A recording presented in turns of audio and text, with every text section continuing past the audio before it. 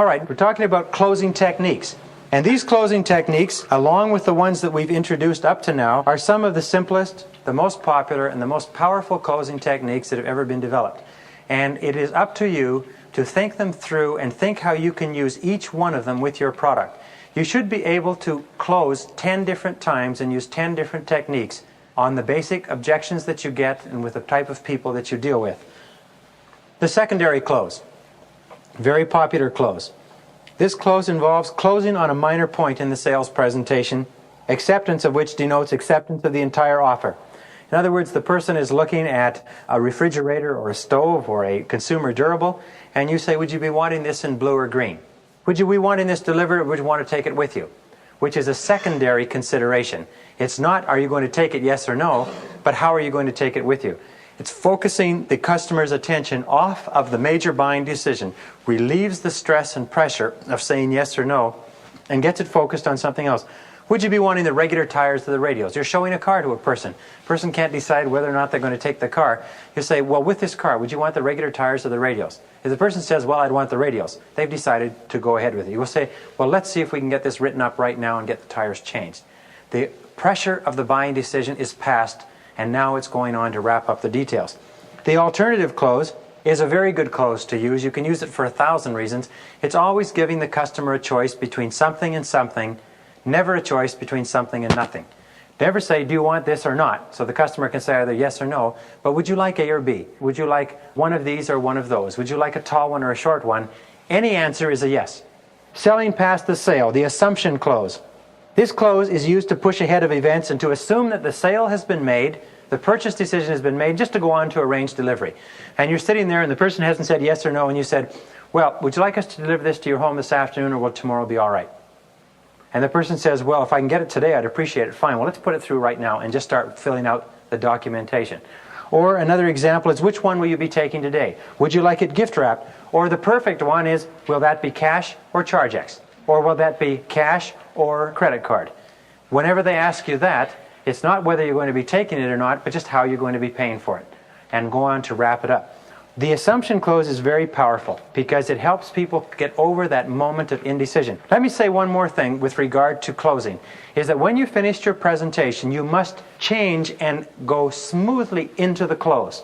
You don't sit there and have a breather, if you like. You don't sit there and rest as though you've just had a round in the ring, if you like, and you're sitting there in opposite corners.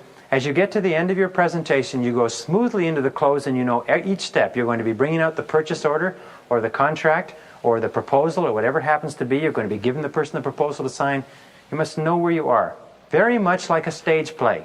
You notice, like a stage play or a movie, the climax, the end, the conclusion is very carefully planned, and everything is planned up to it. They don't figure it out anew each time they show the play or play the movie. It's like singing a song. The end of the song is very carefully thought out, and every single singer sings it the same. When you come to a close, you must know exactly where it is and just switch into the close as automatically as you would turn down your own street in a car. The takeaway close is also very powerful. It's a variation on the selling past the sale close or the assumption close. And what you do is, when the person is hesitating, you halt the presentation. You say, oh, just a minute, before we go any further. This is when the person is obviously hasn't made up their mind. Let's make sure we can get this model for you. Let's make sure we have this in your size. Let's make sure we have it in your color. If you're talking to a businessman, you say, before we go any further, let me call the warehouse and make sure we have this item in stock. We've had a tremendous rush on these the last little while. We may be out. And if the person gives you the permission to call the warehouse, he's decided to buy. A variation of this, too, is, let me go and check with my manager and see if we can arrange immediate delivery. Can you wait here for a second? The person will say, sure, you go and check with your manager. Or you could even do it better. You can say, why don't you come with me to my manager and I'll see if we can't arrange immediate delivery. And if the person will come with you to your manager to arrange immediate delivery, which you know you can offer, then they've decided to buy. The takeaway close, by the way, is used on ladies all the time. It's one of the most famous techniques in ladies' boutiques. The woman is hemming and hawing, I don't know if I can afford it, I don't know if my husband will like it, and so on and so forth. The person says, just a minute, before we go any further, let me check and make sure we have it in your size. And if you say, yes, check and make sure you have it in my size, you've decided to buy. And you notice they always come back and they have one left in your size. We have just one left, right? They do this to us all the time. When you're looking at buying a car, you say, is this the car you like? They say, well, this one is sold. I'll see if we can get another one of these in. I'll see if there's one coming in on the truck. Can you wait here for a second? They say, oh yeah, check for me. And they go and check. They say, you're in luck. There's just one. And it's coming in the day after tomorrow. Let's get it written up right now, because those people over there, they point to somebody at the other end of the showroom, they're also looking at the same one. And you say, oh geez, and you don't even know how much you wanted it until they suggest that they're going to take it away. Now I told you about this, and I told you about this, and how this works, and how this will benefit you, and so on, and go right down the list and say, have we covered everything?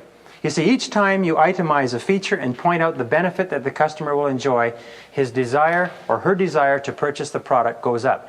At the end of this, if the customer says, no, I can't think of anything else, you say, well, let's go ahead and write this up right now. When would you like to take delivery? And you just take out your order form and begin filling it out.